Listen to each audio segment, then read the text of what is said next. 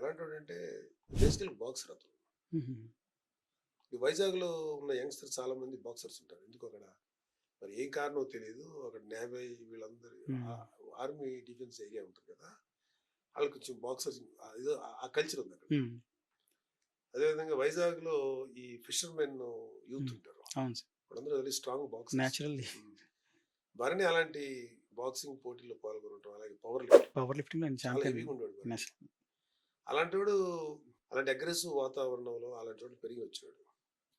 మిగతా వాళ్ళ brother, mother వీళ్ళందరూ సాఫ్ట్ పీపుల్ అయినా ఇతను ఎందుకో హ్మ్. అలాంటి వాతావరణానికి ఎక్స్‌పోజ్ అయ్యాడు. బట్ బేసికల్‌గా మంచితనం ఉందో, పాజిటివ్‌నెస్ ఉంది కాబట్టి ఫస్ట్ తనకున్న మంచి లక్షణం అంటే యాక్సెప్టెన్స్.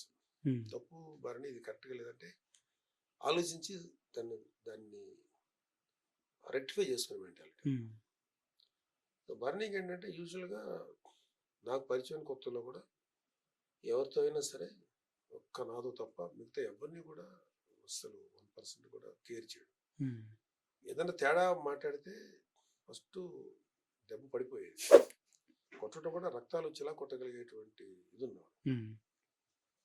సో, అనేక సందర్భాల్లో అది కరెక్ట్‌గా లేదు గదా! అని. అలాగే వ్యక్తిగతమైన లైఫ్‌లో కూడా తనకి చెప్తుంటే ఇలా కాదు, ఇలా ఉండాలి, ఇలా ఉండాలి.